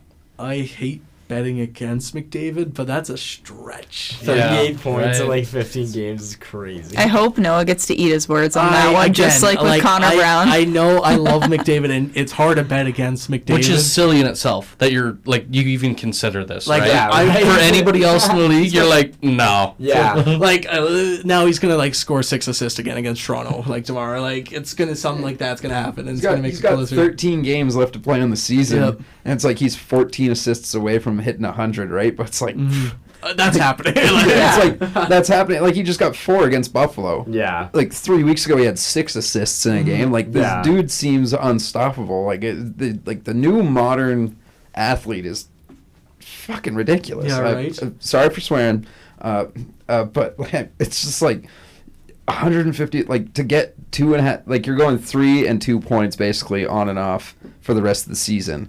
And it's like, or you have to have one more 3-point game. Yeah. So it's like, it's a lot to even think of though. Like there's not enough 4 assist games in the world. Like, and he can almost do it every night, right? Like he could, but and it happens too. Like he just scoring chances he gives. Like it's. but he's still got to could go happen. through like Minnesota, right? And he's got. I mean, Yeah, if it's a tough Dustin schedule, right? Wolf starts catching heat, he's got to go against the Flames. Oh. Oh, I mean, to be fair, like Wolf has been on a tear. He's been right. like, Like now that Vladar's gone and Markstrom's back, now you have that He's- tandem that yeah. everybody's wanted. yeah, Flames, right? I've been wanting him all season. Like when they called him up in November, I think it was. I was like, perfect. He's here to stay. Nope, send it Poor right guy. back down like Yeah. a game after. Well, And didn't he get, like, I think he got completely demolished He that game? got smoked. I think he let Yeah. in 4 goals, and the Flames didn't get one. You know what? It adds a little bit of character. But it's also Yeah. like it's also like you're letting him come up and play one game, and then you're sending him back down to the AHL. It's like either let this guy stay and practice with the Yeah. team, so he's Yeah. getting more NHL player shots on him. Yeah. Like, or if you're going to leave pull him in him the up, AHL for the rest of the season. Like, believe in him. Like, Yeah. pull him up and make him stay. but yeah, I think he's been on the roster now, fully called up for 2 weeks, maybe 3 weeks Yeah, now. I think he's played 3 games. He's played 3 games, but his first 3 games that he played, like this season, were all losses. Mm-hmm. So basically, in that time, he's 3-1-1 now that he's back. So that's good. His save percentage is almost 900, and but he's allowing in 3.25 goals a game. But again, that's from his first 3 games of letting in 4+. Yeah. But I mean, he's going to see ice a lot more now because even though Markstrom just got cleared, that Yeah. dude he let in 6+ goals in 3 straight games. Yeah. And it's not even that. Like you don't want to burn out Markstrom. Your season's over. You know that. You don't want to play him all the way. You don't want to injure him again. He's at probably the highest value he's ever been still, right? So I think his value was higher in like December. I wish we traded yes, him, but like I see that. Like if you could, I don't know if you wanted to trade or whatnot, but I would have liked to fucking trade. God damn it. it looks like you're sticking with him though. So Yeah. and Markstrom's like weird routine he's on. He's like 1 year off, 1 year on, yeah. 1 year off, 1 year on. So hopefully he can have kind of switch up that pattern he has. And every playoffs, he takes those off, too. yeah, Sure true. does. Extremely gets Edmonton. Oh, Reece. Well, it's so weird to think that dude had 8 shutouts Yeah, right? a couple years ago. That's Or like He was my pick for the Vezina that year. Mhm. Like, he was insane. it was like not the same guy at all. Makes no sense. Sorry Yeah. for the Flames fans here. Yeah. Yikes. You just flamed me. Oh, dad joke. Chuck it up. Yeah, I mean, but it's not like there's a lot going on with the Flames right now. Just I want them to bottom out so bad because like it's too many years in a row of like basically the San Antonio Spurs problem of like we're always like okay, like we got a little bit, so we're not exactly getting high draft picks here. Like, yeah, you're like always last year we had we had a chance to jump up to 12th. I think was the highest we could have gone because we were exactly. We had the most points out of any team that wasn't in the playoffs. Yeah. By a healthy margin. And I wanted to fucking die, man. I was like, this sucks. Yeah, it's kind of like the Steelers or something, right? Yeah, like, right. It's you're like, in that, oh, you have a winning record. Oh, you made like, the playoffs. Oh. And then you got Kenny Pickett. Oh. See how that just worked. Now you sign Russell Wilson. It's like, you're still not going to be great. But hey, you know what? Tomlin can keep his goddamn streak alive for, the 14th consecutive season. Yeah, that's still crazy. Okay, let's try to keep it hockey. Wayne Simmons. Josh Fenwick. Sorry, I didn't mean. No, it's okay. It's okay. No, it's all right. I was the one to bring up the Steelers, so That's fair. No, we're just giving. I know. Wayne Simmons, You dick. The Wayne train. Flyer forever. Yeah, 1-day contract with the Flyers. Good for him. That actually made me feel good. Announcing his retirement. I love Wayne Simmons, man. He was always a character everywhere, and he's a guy you wanted on your team. Shit rat. Right? And he is probably the toughest 180-pound person ever. Seriously. 180 pounds, and he plays like that. It's just kind of unheard of, right? He's a tough SOB, and he can pot goals too, right? Mm-hmm. Noah, watch your mouth. I know, right? Sorry. But yeah, I just all respect for him. Seriously. 1,037 games played, 526 points, so he's a half a point per game player, which is still insane. And then 1,313 penalty minutes. So Way to go. well, what a guy. And played on the Leafs. Yeah. In the best league in the world, man. Yeah. Part of those What a Flyers guy. teams that were super fun to watch. Totally. Now that team is fully broken up, sort of thing. Sean Couturier is the only guy remaining. I definitely miss that hockey. Giroux and Hartnell and Simmons just mucking it up. That was fun to watch. And he was sneaky skill too, Oh, right? yeah. I think he had 30 goals. Yeah, exactly. He can pot goals, and he's half a point per game player. He's Beat and the then he can, wheels off you. Yep, he was your definition of a hockey player. I would almost say Wayne Simmons. He is up there, and he got the missing chicklets too, right? What a beauty. Yeah. We can also throw a shout out to Artemi Panarin, hitting 40 goals. Kind of a sneaky, really good season he's having. 40 goals, which is blowing out. I think his career high before that was 32. Yeah. So Which is shocking, honestly. That is really shocking. yeah, right.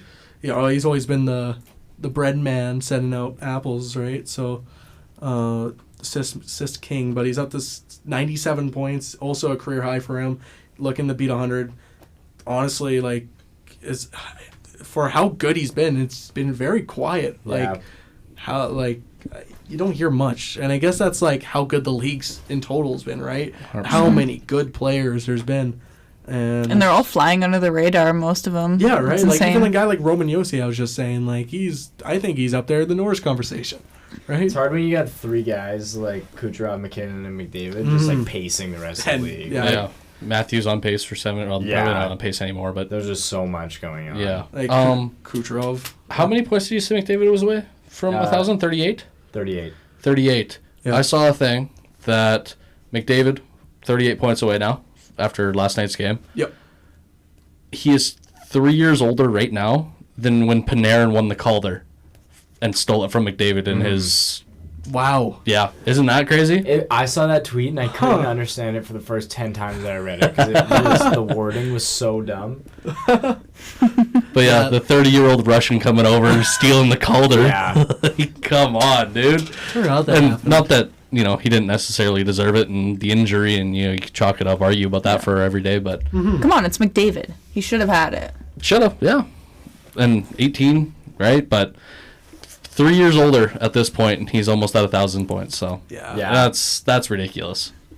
Now, once again, we're going to talk about the heart, which I feel like the page has turned once again because Nikita Kucherov is on an absolute heater. 15 points in his last 4 games. It's laughable. McDavid numbers. Sorry, what? I don't know. And again, I'm speaking out of my own words again. Like last week, I said McKinnon's got it in the bag. Yeah, I can't wait for next week. Yeah, now it's gonna be McDavid up there and whatnot. Who knows? Like 15 points in 4 games. Just stupid. How's that fair? Not. Video game. No. That's playing NHL and rookie mode right there. Like it is unbelievable. So he has taken the crown once again for points at least on top of the league. I think he's looks like five ahead of McKinnon right now. So he's kind of gave himself a comfortable lead in the standings right now. McDavid is now 5 points behind McKinnon for second place now too. Mm-hmm. So that's 10 away from Kucherov. But now McDavid might score like 20 points in 2 games, right? Like 38. That's the hunt. Just does it all in one game. Yeah, right. I would not be surprised. I'd be a little surprised. Yeah, I don't know. It's just unbelievable how good these players are, and Sorry.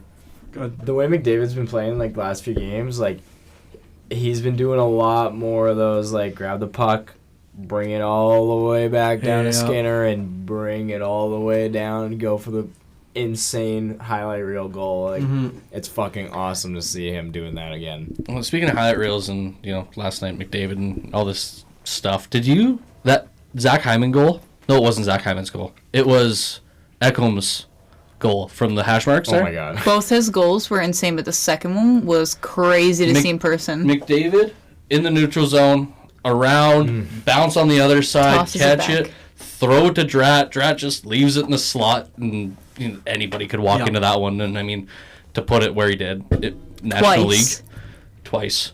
But like that whole play, I'm just sitting on the couch giggling. Like this isn't fair. Yeah. Like to be a fan of the team, just so lucky.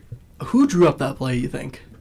What? Who drew up that play? You think that's a knob block thing or a McDavid thing? A McDavid thing. McDavid. Yeah, you don't script that. I know it's freestyle. Yeah, that's. Or do you think it's right out like?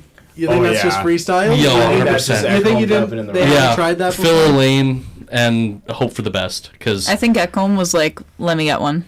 And it just happened the way it did. And he got How two, right? rock star is it for Ekholm to just absolutely step into one at the hash marks? like probably 100 mile an hour. Oh my gosh. after like the Matthews Bernard saying they'll pull it into your feet, shoot it through the guy, go bunk, and then by the way, come on. What was up with him, right? right? Like he probably that may have been his best game in Edmonton, right? I love it the way he plays. He had the first star.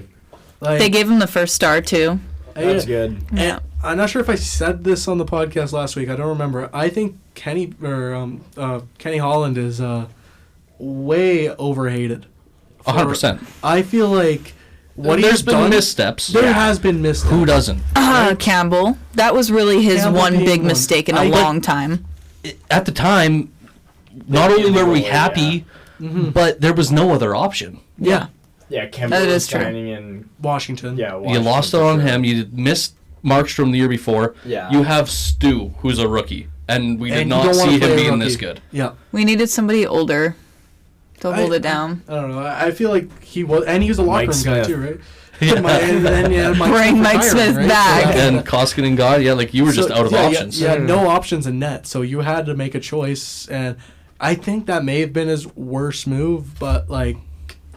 He has so many good ones too. Yeah. On top of that, Yeah. Well, I feel Hyman. like Oh my God. even the Hyman deal, the Bouchard deal that happened last summer, I feel like that was really good and gave you guys space for whatever. 2 runs like, at least. So I really hope he doesn't play himself out of Edmonton, but yeah, he might. That's future. That's future. We And, don't worry about that now. and it's funny. RFA Funny enough, anyways, I think this might be Kenny's last year. So Yeah. not his problem. Yeah, that's the next guy. He's building us up so we can fall apart. Yeah, I don't know. I hope not. But that's why I like Picard though, is because he's older. He's like 30. He has he's a veteran and he can hold it down. And I think Stu needed somebody to help him and guide him a bit, because it's hard being a goalie. You're the last line of defense. You can get put down, and that's what happened with Campbell. He lost his confidence. I do think that's honestly a very good point. Like, for a guy who, like, Jack Campbell, like, nicest guy in the world, but, I mean, like, everything is just, like, a black cloud around him. Well, Like, he walks his like, cats, man. I mean, Yeah. do we need to say more than that? Like, such a good dude, but I feel like is probably just the unluckiest man on planet Earth. Like, I mean, the walks his cats. What does that mean, Lenny? He does! I didn't know that, actually. He put a leash on his cat and takes him around Edmonton. And That's then if you awesome. drive around the right neighborhood, you won't see him anymore, but, yeah, you know.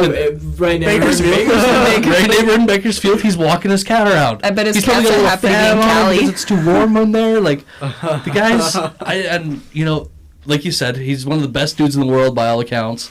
Everybody seems to love him. At the end of the day, he's one of the best goalies in the world, right? It sucks he can't stick in the National League, but he walks his cats, man. I don't know. Like, that's, Wow. it's just like in draft day. I feel like I pull that reference all the time, but, you know, when they were drafting Bo Callahan, you know, no one showed up to his birthday party. Like, why did no one show up to his birthday party? It's, walks his cats. walks his cats! Exactly! Oh my god. Jack Campbell's suing Jack all Campbell of us. is the real life equivalent of Bo Callahan, a fictitious character. But yes, Jack Campbell walking your cats. That's a different level. There's something wrong. Like, that's a mental game right there. Goalie is lots of mental stuff. Like, Yeah. and Can't vouch for he that. probably walks his cat because he's allergic to dogs or whatever. It's like, well, I got the next best thing here. It's like a hairless cat. Hairless cat. Oh. What were we talking about? We were talking about Ken Campbell. Holland. Ken there we Holland. go.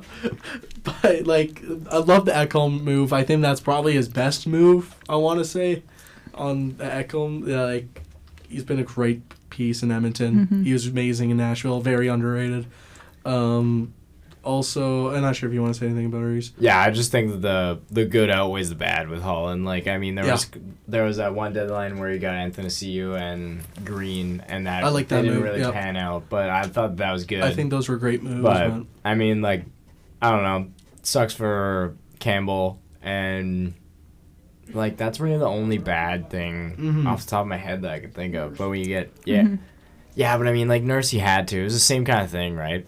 I just want to double check so I'm in the loop on this conversation because, again, Kenny Holland, that's the Oilers GM? Yes. Yeah. Okay, is his best move not firing Woodcroft this season? No. Ooh, hot take. Like, Ekholm's great. The Hyman signing looks fantastic Like I said, now. I think- Maybe, actually. His best move this season? His best move this season by far was getting rid of Woody because, like, Yeah. people, like, it's like whole city, like, again, for the listeners at home, I work at a Canadian brew house, and the beginning of the season was, like, nuts. And by the time they're, like, they dropped that game before San Jose. They dropped a couple of games before that. It's like no one was coming into the bar. Not even for, like, the buses or whatever. Like, we sold out buses to these home games beforehand. And then they start losing left and right, and it's like, well, now it's just bad for everybody. Knobloch comes in, and, like, still everyone's kind of unsure.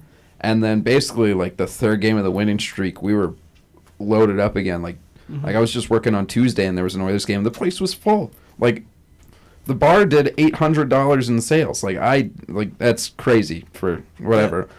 I think it was the right move. I think it had to be done. It's kind of like Jack Campbell, right? You love the guy, but you had to send him down. You had to. He wasn't performing. Woodcroft wasn't performing. At first, I was really sad because I had an attachment to him. He was young. He was doing so well for the team. But then I saw him go, and Knobloch come in, Mr. Garlic come in, and it took off, and I haven't looked back, honestly. Yeah, I think it just it's something that had to be done. I'm not sure. Same thing happened when Woodcroft came in, though, too. Yeah, exactly. They went on totally. a crazy heater. And it makes you think, did he lose the room? Or, like, scarier one is, like, is this kind of the team's DNA? Yeah. Where they just kind of lose interest and they need, something to shock their system. All the time. Right? And that, I really hope that's Can't not be it. days, yeah. Again, that's why I think the actual best move is Adam Henrique, Sam Carrot. I feel like I think he hit jackpot with those two players. Yeah. No, I'm so happy with this draft. Yeah. Like what happened for the Oilers, I'm so happy. Yeah, I feel like I think it just worked out perfectly. They're not going to produce. Like same with Corey Perry, even though he has been doing pretty well, but I feel like bringing those guys in is just, like you said, it's changing that DNA, right? Yeah. It's those guys want to win games and they want to win a cup, and they're going to keep those players in line. So, and it's just like having Adam Henrique at your third line center, right? Like it's just more depth down the lineup, right? And Sam Carrick, I think that was his first assist, right? Last night, first point. Oh, I think he scored maybe. Yeah, but I don't think he had an assist yet. Okay. Or it was it was Troy Stetcher, sorry. Uh-huh. I like his game. Sorry, it was Troy Stetcher's first point last night. I like him. He's playing like he wants to stay in the lineup. Did you see that picture of, I think it was Perry, Stetcher, and Ekholm. And Stetcher is like maybe half the size of those two guys next to him. Yeah. And it's just, I like the Stetcher move, honestly. Mm-hmm. And it's what you needed now, because now you have that spot open, right? So. And he played a great game. Like I mean, I was there, so it's it's harder to watch, every move when you're not watching on a television and it's set. But I didn't see any mess ups. No, of course not. He played a great game, and he had that assist too, and it was a really good assist. Like he just shot it up the side, and it went from there. Yeah, it's just that was underappreciated too. That keep and even the pass over. Yeah. Underappreciated, and did it make the goal happen? Not necessarily, but without it, you're chasing it back to the other end. Yeah, he plays way above his weight class too. Like he's 5'10". Yeah, like it looks like he's about 180 pounds soaking wet. Like he's and he runs around like he might not always like knock the guy over, but he's generally knocking that puck off his stick, like making the play that he has to. And like he's quick, he's smart with the puck. Like I think he was coming out of NCAA. I could totally be wrong, but he signed with Vancouver, I know for sure. And I remember like when he first got there, I was like, this guy's good. Like, and then it didn't really end up panning out, but I think he's got a lot of skill, and like I think him fighting to be in the NHL. And that's just it, right? Better defensively and like more of a dog, basically. Like get the dog mentality. Get the dog mentality going. Do we think he stays on the lineup? Sorry? Do we think he stays on the lineup with Desharnais? Because that's really... No, he's going down. I think he's honestly making a pitch to take Cody Cece's spot. But Cece's also played really well. I would be so happy. Which kind of sucks. I want Cece out so bad. Troy Stetcher. I got your University of North Dakota in the NCHC. So. And just like that, Reece hits it. Yeah, yes, sir. Big stat guy. Rebel from way downtown. Bang! Just top shelf. Where Ground keeps the peanut butter. 5'10", 180. So like, dude, I was down to the fucking ounce. Look at you go. Does it have his soaking wet weight on there? Yeah. 184 soaking wet. Okay, so you're up by 4 pounds there. However, down to the ounce. Also, not really newsworthy, but did you guys see Skinner did a little...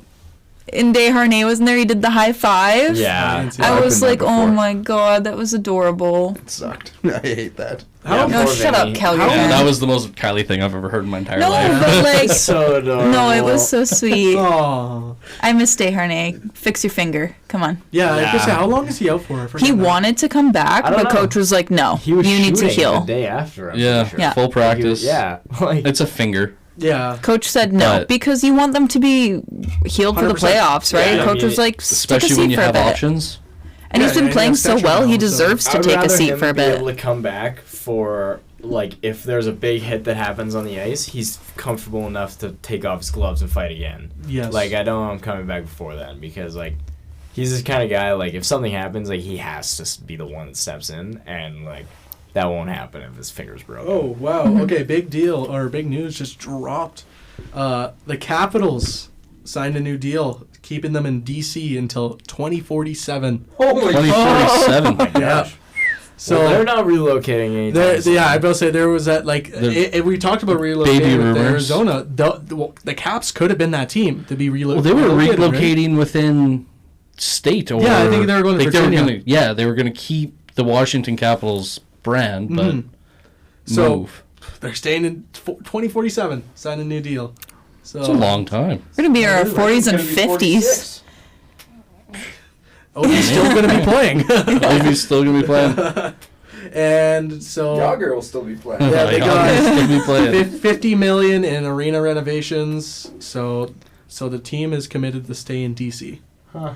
So that's pretty cool. Because they were looking at moving out to, where was it? I want to say it was Virginia, but like, Yeah, I think you're right. Was it not where like the Wizards play? Do they? No, I think that they're Do they're they? like a joint thing. Like I think they're owned by the same ownership group, so I think yeah. that they were both going out. Yeah. Okay. Maybe that's what it was. I'm a little uneducated about that. Why would they want to relocate? okay, so the main thing is I think their deal was expiring, and the arena is a little older, so it's like the Saddle Dome situation, right? Probably just Saddle hardball. Dome is falling down, Yeah, exactly. falling Yeah. down. Negotiating tactics. So At they're the getting end of the 50 day. million in arena renovations Oh. and whatnot. So So it was like maybe a possible look at moving, but really we're pitching for more money. Yeah. Like Okay. when Edmonton was trying to get a new arena, Cates was like, "Oh, we could always we'll go to Houston. Yeah, Don't worry." Exactly. They were like talking about relocating and then put pressure on The Edmonton. city but, would like, have burned down. exactly. Yeah. So that's why Imagine- we got Roger Place. Whoop, whoop. Imagine Yeah. we're just sitting there like so pumped up about the Edmonton Sting basketball games. Oh god. yeah, playoff season. Hey man, they won 3 years in a much row. love, They much love to three-peated. the Sting. They're Much sick. Much love to repeated. this thing, yeah. Courtside tickets, $94. Just Not saying. a- oh, that's pretty sweet. Not bad. I mean, at least the first year they were around, they were $94. And I was Might like, be maybe a- I should save my another- allowances. Maybe I Maybe should. we can get for a media pass. Yeah. Yeah. $0.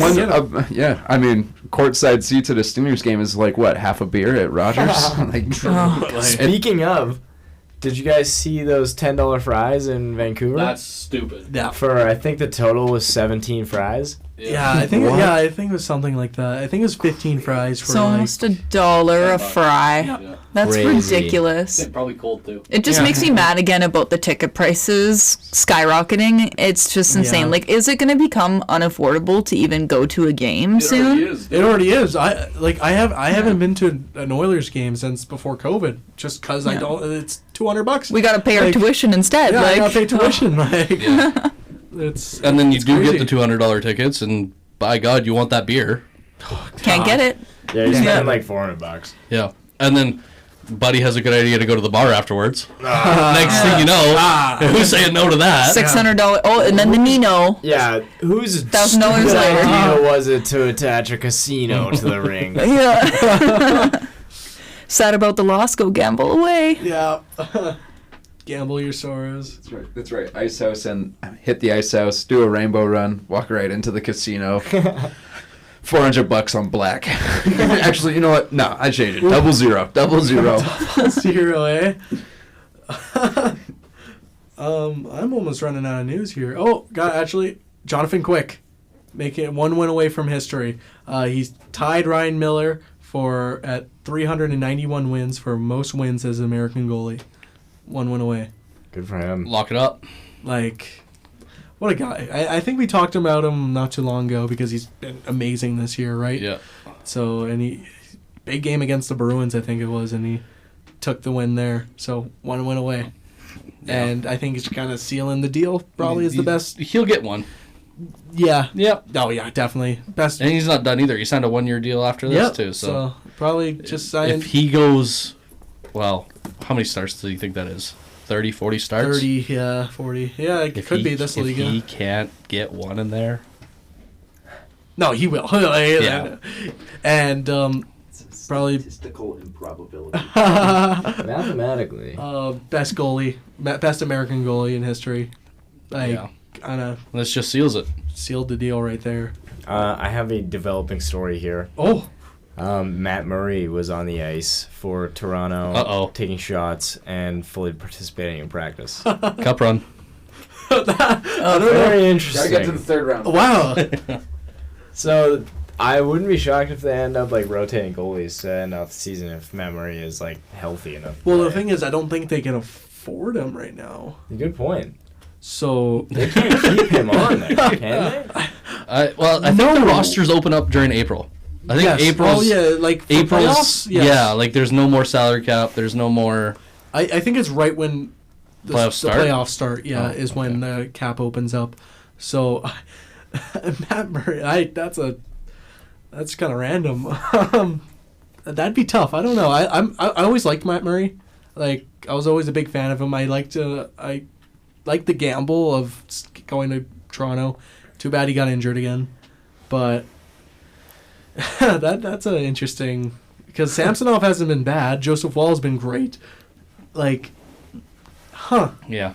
Sorry, dude. Yeah, I don't think there's room for him, but Glad he's healthy. yeah, good for him.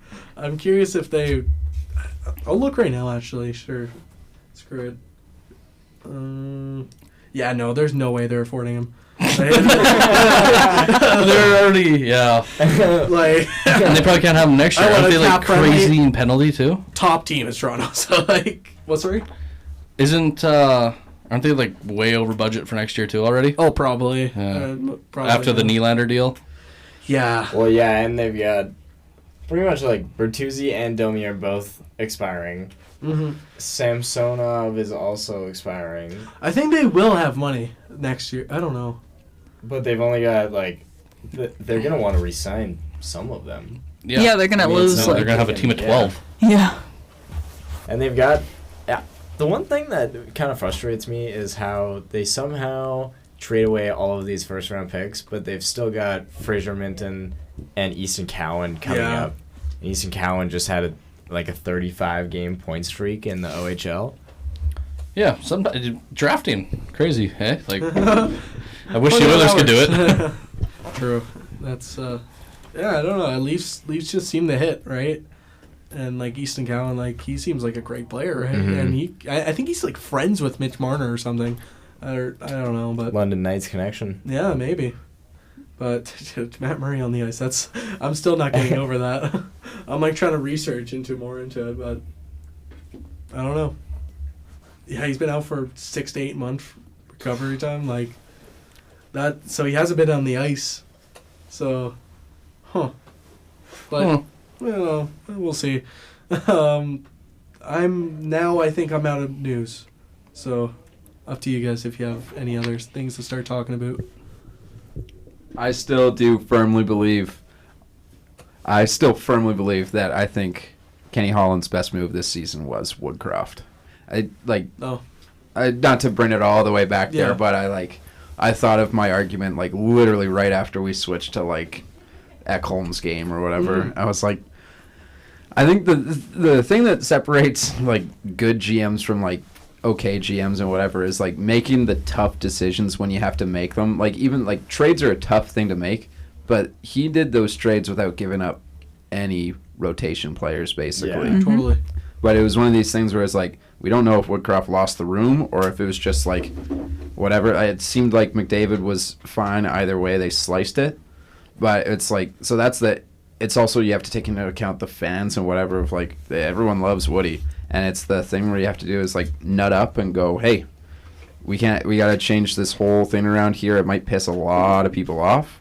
So I think the making a move that pisses a lot of people off in the effort of success is what you like separates good and bad or good and great GMs. Totally. I feel like somebody like Kyle Dubas doesn't have that. No. I feel like when he was Well, in if you Toronto, he was almost buddy with everybody, right? Like, and that makes it even harder to make decisions, right? And now he's bringing back Michael Bunting, which is one of those guys who he is buddy with. But Kenny Holland, he does not care. He just like he doesn't listen to media. He doesn't care. He looks at analytics, and he makes those tough decisions, like you said. Yeah. I did not get to give my opinion on the best Kenny Holland move. Okay, go ahead. I Shoot think it. it's definitely Ekholm. I'm gonna piggyback basically off of everything that Josh said. Tough decisions. Tyson Barrie was quarterbacking the #1 power play in NHL history at the time, and then they move Ekholm. They move him for Ekholm, and put Bouchard. Yeah, it was a lot to pay, especially for them not to retain anything on Ekholm. But you look at him now, like I think he's plus 60 since he came over, and he's got like 50 some points. Like He's been everything and more that they've ever wanted. And to have him be able to play with Bouchard and, like, be Works. steady Eddie, like... And, yeah, and he's so smart, too. Like, you watch him, and the way he can, like, just jump up in the play and, like, make those decisions on, like, oh, I've got an opportunity here. And every time he gets up there, he's always, like, getting an opportunity. And it's so clutch, too. Like, he jumps in at the right time. Yeah. In the right game. It's without fail, it feels like. You know, Well, when you need a big goal, somehow Ekholm's teeing one up from the top of the circle on the left side. That first goal that he scored last night, that was a big goal. I think that tied up the game. And it was a little toe drag, Bedsy release. Like, Yeah, that game was starting to feel like it was running away on him. yeah. And, you know, big time, big game. Big dogs make big plays at big times. Yeah, like I think Hyman was probably the best free agent signing of all time. But when you look at it, like, where would this team be if we still had our old coach?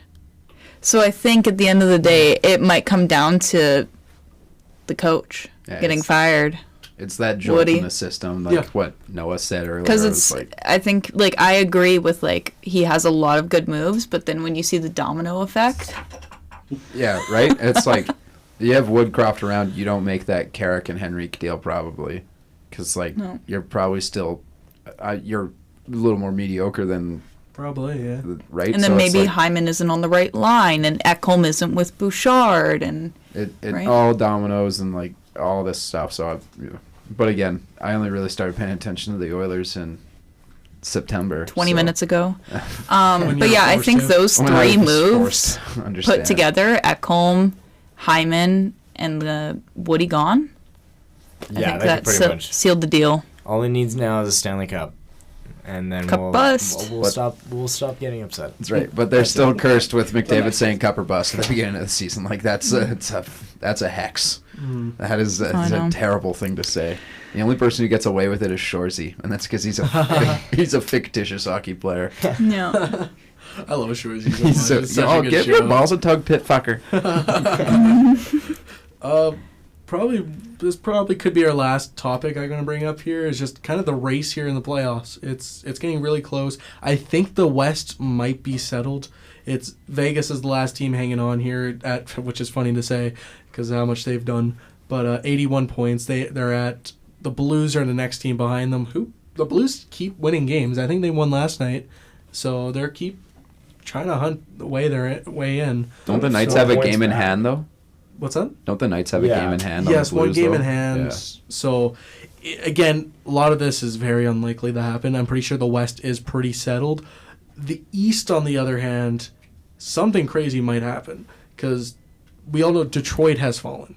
They are crashing and burning right now, and like, which I kind of out of nowhere because they went on this huge run, extremely with Patrick Kane, like, and he's still been great. I think he scored his 15th the other night, which is like, God, he just won't stop for coming in late in the season.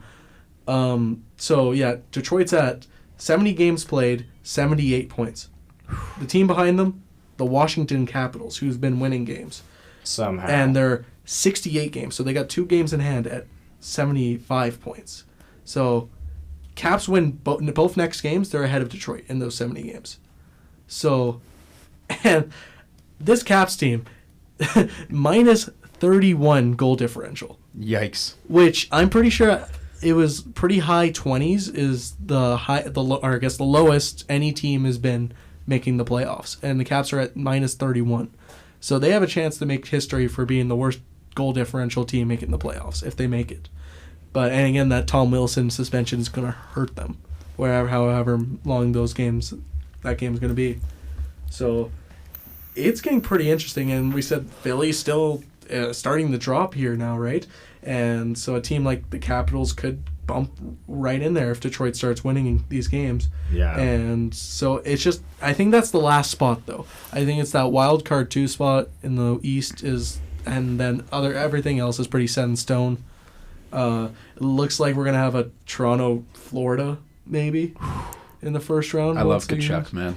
So That'll be interesting. So that could happen again. A lot of this could be we don't know yet because who knows, Florida might pass Boston in the standings, and if it's a Boston-Toronto in the first round, that'd be electric. I'd love I believe to see the that. term you're looking for is wicked pissa. Yeah, that'd be that again. That's just another great headlines. Once again, I feel like that'd be so funny. But yeah, Rangers are probably set in stone. So it could be Carolina, Philly. Also, so that could be a nice series for Carolina there. If Philly is still on this kind of downwards trajectory right now, so it's good. It's a fun race. I'm not sure if you guys want to say anything about this or whatnot, or if you think maybe the Islanders will make another push, even though they've been crashing and burning as well. I hope they do. Yeah, I think, or the Islanders, but whatever. Yeah, I think they lost 6 in a row or something like that. Or, no, lost 3 in a row now, I think. Oh, whatever. But it's Patrick Waugh. It's kind of the ending of him, I feel like. I feel like it's the ending of the Islanders. They don't have time left. Brendan is running away now. He's got to take a piss. Yeah, but I think... I'll sub in here. I'll sub in. Emergency piss. How long has this episode been going on for? It's over an hour and a half now. So, longest episode yet. I think we... any last comments? Sorry, guys. I'll let you guys chit-chat. No, I think we should probably wrap It's it up. appreciate you guys having me on. Of course, Josh I'm Fenwick. gonna First shamelessly show. plug. Please don't edit this out. Go right ahead. Picture Perfect.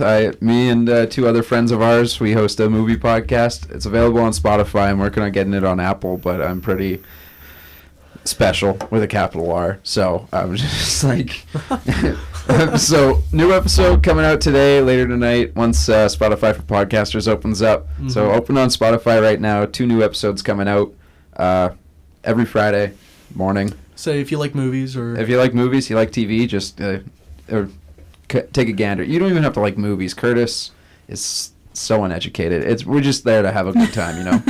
I'm only watching Love for it. Curtis. Love that Yeah. guy. Very It's entertaining. great content. Well, thank you, Josh. Thank you, guys. This is great. Uh, I got out of class. I decided to sit with us for an hour was and a like, half. well, Might it's as been well. like two and a half hours. Because Yeah. I was in here at the beginning of lunch after my Yeah. shift. So Yeah. And we chit-chatted quite a bit before this. So yeah, not even all about hockey. It was March Madness and all Yeah. that stuff. Well, Oakland, man. I feel so good. I'm creaming my pants over that win. I can't believe everyone else had not a win. I was like, I had Kentucky You're to the gonna finals, win your so- own March Madness. no, absolutely not. However, my brackets are looking very good right now. I made like 8. Nice. Not in for our Yeah. pool, our Yeah. one pool. I emailed it to myself the Yeah, day you showed before. one of the 8, hey? Yeah, the one that Oakland All right, won. This one looks pretty good. Oh, well, so I'm not sure. Next week, I don't think we're going to be on Friday as well because we have a holiday that day. So I'm not sure if you guys want to do it for Thursday. We'll figure it out. But we'll be back next week for Around the Rinks. See you guys later. That has been another episode of Around the Rinks, your go-to hockey podcast. We'll see you next time.